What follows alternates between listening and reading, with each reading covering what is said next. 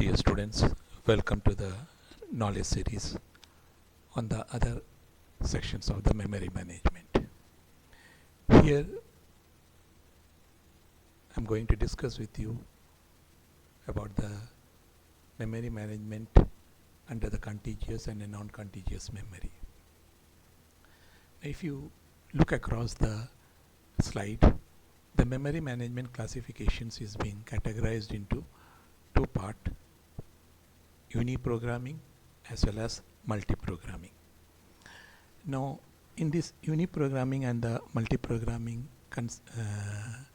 factors, if you consider the uniprogramming case, if a process is being considered as a single process, the programming sequence is being carried out in a simplified manners. And when we consider the multiprogramming, that means if a multiple process is being tried to manage by using a multi-programming concept, then the complexity is being increased. So this multi-programming is being further categorized as a contiguous and a non-contiguous. Now, when we talk about a contiguous, I have already shared in the previous slide, is that contiguous means whichever the process being carried out in a sequential manner. And a non-contiguous means if it is not in a sequential manner, or you can put it as a randomized way. Now here I have written something like a suffer from EF. EF means external fragmentations. About the fragmentations we'll talk about in the subsequent slides. Now in the contiguous categories, it is being split into two parts: fixed partitioning as well as variable partitioning. Whereas non-contiguous is being categorized into paging, multi-level paging, inverter paging, segmentations, paging. Now about paging and segmentations, it is also one separate form of slides, but for a easy understanding I will put that the segmentation means it's a method by means of which we can divide the process into parts and then we can put them into the main memory for the CPU to access. Whereas when we talk about a paging do the same, but the process divides into equal parts and put them into a main memory. Whereas in segmentation, division is there, but it is not in equal parts. That's the difference is there. Now, coming to the main memory memory management technique about the contiguous memory and the non-contiguous. What is the difference? This is one of the important questions normally being asked in the university exams. In the contiguous main memory, in this method, a consecutive blocks of memory is allocated to a process. That means we have a process. Say for example, our process is there in the secondary memory and it is being called by the main memory. So when the secondary memory is being shifting the process to the main memory, the process is being seen in such a way that the process is being put in a continuous manner or in a contiguous way. Now let's take an example. Here it is being shown.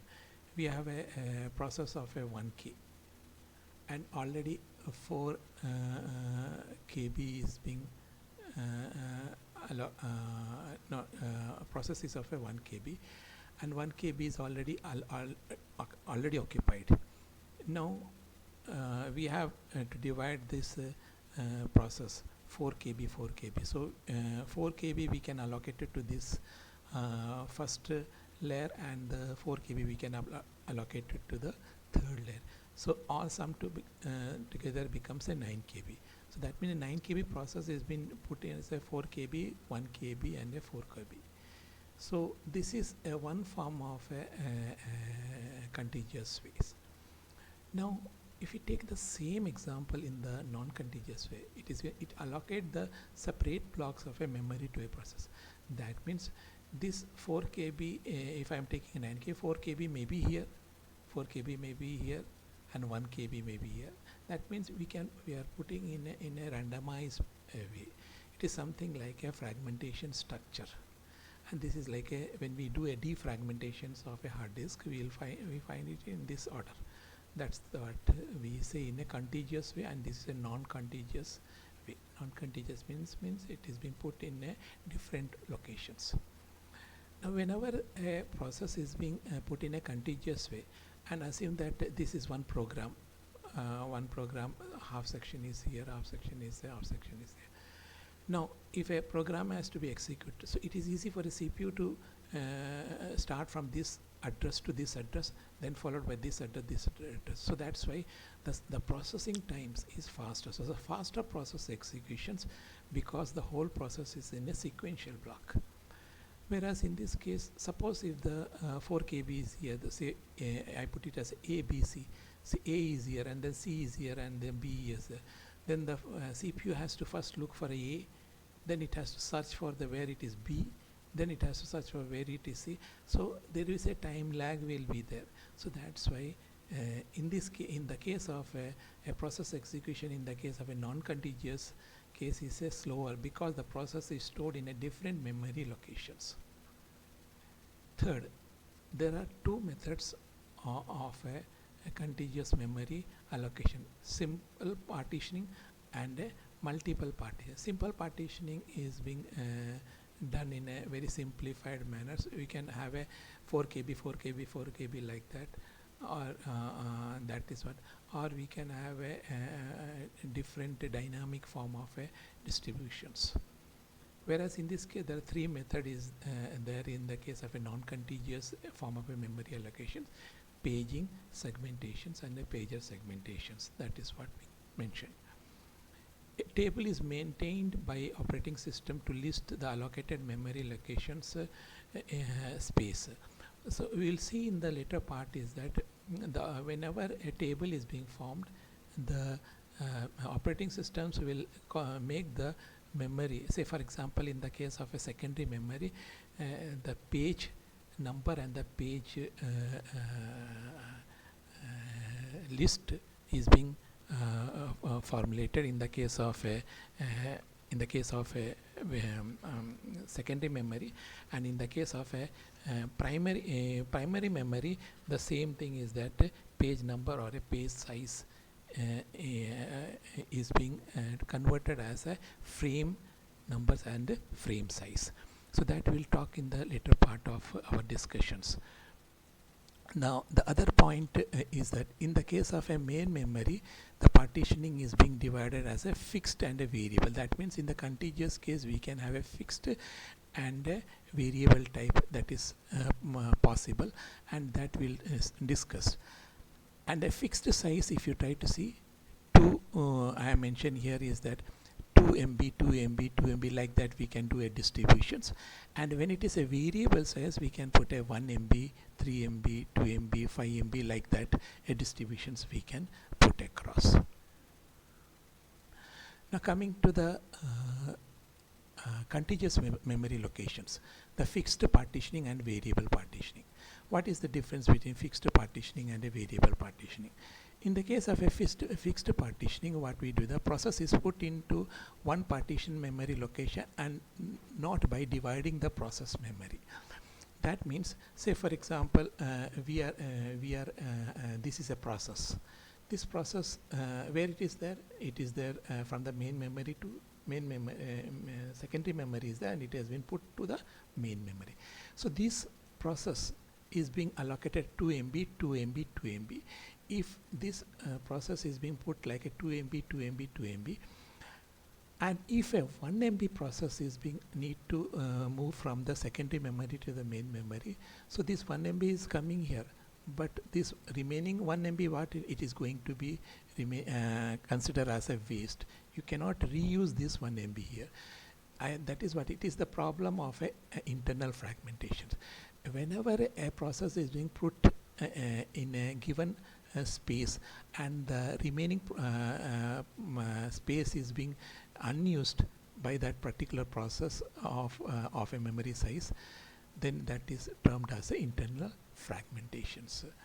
So that is what I put as under the fixed partitioning. In the variable partitioning, what we do is that wherever the space is being allocated, just like here in the case 1 MB is waste, but in the variable case we can have we can, let us take a 2 MB, 2 MB, 2 MB, and 1 MB is used, 1 MB is waste. In this case 2 MB used. Now let us assume that here here we are using a 3 MB. Let us take that this is a 3 MB. So this 3 MB is there, fully used. Now here 1 MB is used, 1 MB is waste. Here 1 MB is waste, 1 MB is waste. So this 5 MB is, if we consider together, then this particular case is as a part of a external fragmentations. But since it is a contiguous case, in a fixed partitioning it is a contiguous. Since it is a variable partition, but coming under the contiguous case, it is mentioned that, but as P3, I have mentioned the process, this one as a P3 process is a 5 MB exists, will not able to allocate in a contiguous memory allocations despite 5 MB waste memory allocation exists. As fall process is that 5 MB location, this process is called expand. This is a external fragmentations, but this external fragmentation is having a problem because it is not a contiguous. Suppose if it is a non-contiguous, then it is external fragmentation is successful, but this problem is occurring because it is not a contiguous. But suppose if there is a space was could have available 5 MB space in a contiguous manner, then we call it as it is external fragmentations. But the problem is that in this case is that because of a contiguous nature, it is not able to supports the problems of the external fragmentations. So hence it is external fragmentations issues. If a process is internal fragmentation and external, if a process is given to a partition that brings a wastage of a portion is called internal fragmentation. That's why it's a wastage. So that's why. If a number of process has waste memory, and when it is summed together which do not meet a contiguous conditions for a new process is called external fragmentation. External fragmentation when it is coming, when it is not a contiguous. When it is coming internal fragmentation, when there is a waste. So you have to understand, when there is a waste, internal fragmentation. When there is not a contiguous, it is external fragmentations. Now if you come to the bottom side, I have mentioned fragmentation, a process are loaded and removed from a memory. The free memory space is broken into a little piece. After some time, that process cannot be allocated to memory because of small size and memory block remain unused. This problem is called fragmentation. Very important you remember. Now what does it means? Let us take this is a main memory and having a process P1. This is a secondary memory process P1 issue. That means from the main memory we are transferring this process to secondary memory. Now when this particular when this process is hit to this secondary memory, then this space is free. So when this space is free, after that if you try to bring the secondary back to the main memory, this cannot able to occupy because automatically this free space is being again partitioned. So automatically the same P1 cannot able to allocate in the main memory. This is what the fragmentation is being termed. So whenever this area is free, we have to use the same size memory. But since it is not able to occupy, so this is called a fragmentations issues. So internal fragmentation and external fragmentation is being covered in the entire discussions as in continuations to the contiguous and non-contiguous. Thank you.